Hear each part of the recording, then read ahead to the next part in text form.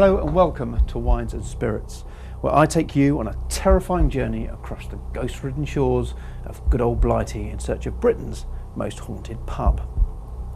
First tonight is an inn that dates back to 1815 and is plagued by phantom voices, poltergeists and a ghostly dog. Welcome to the Arden Arms in Stockport.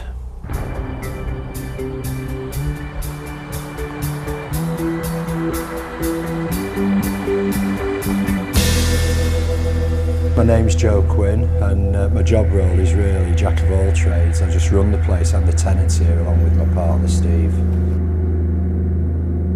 Well, the site it stands on was owned by the Arden family, I think as a private residence, and then it was turned into a coaching house. It was built in about 1630, 1620, the original Arden family.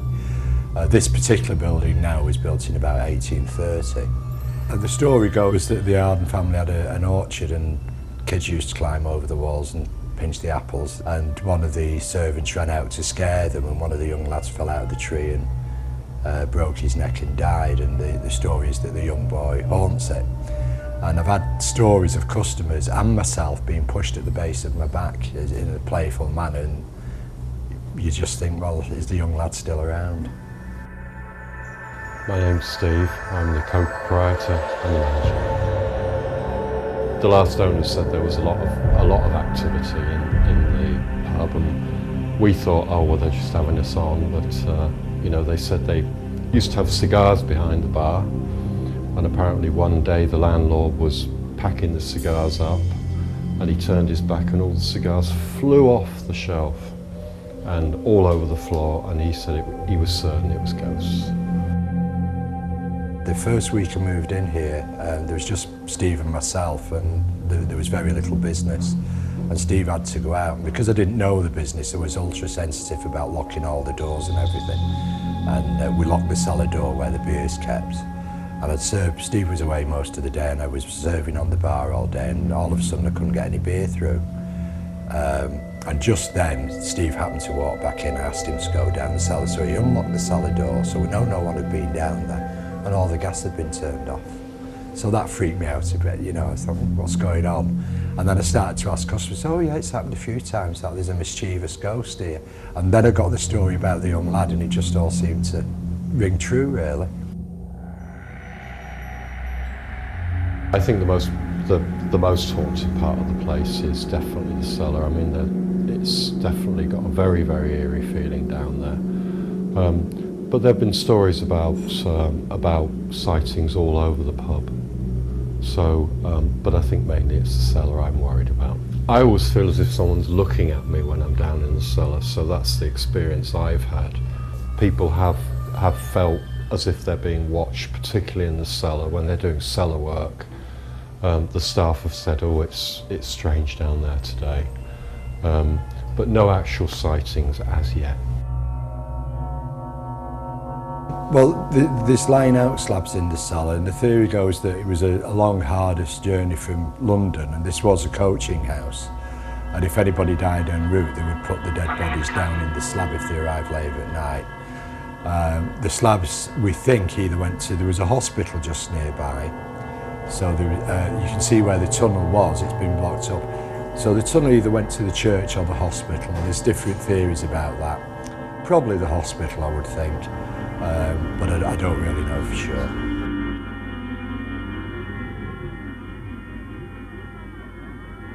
Well, next up tonight is a very terrifying place indeed. The Highwayman in Macclesfield, where doors slam on their own, gin bottles break for no apparent reason, and cups are thrown across rooms with stark regularity.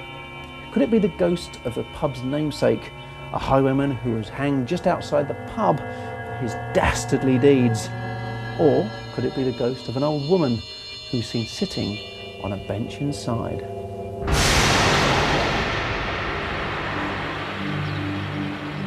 My name's Christiane Harrison, and I am the landlady and proprietor.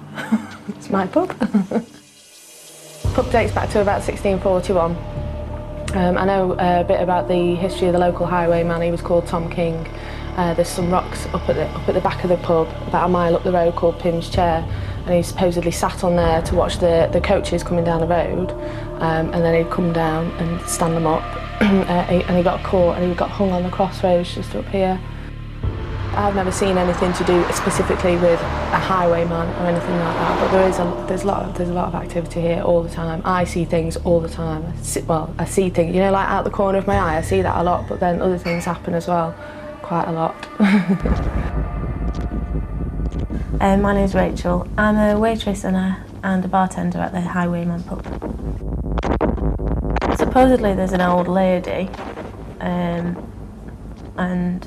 one time I was working and it was winter. It was the start of my shift. There was nobody in the pub, but then I was in the kitchen, which is quite close to table 12, and I walked out and there was just somebody there. And then I went back into the kitchen to say, oh, we've got a customer in, to the chefs. And I went back out and there was no one there. And I looked around the pub and there was just no one here at all, which was just really kind of frightening at the time. I'm Hayley Brocklehurst and I'm the assistant manager.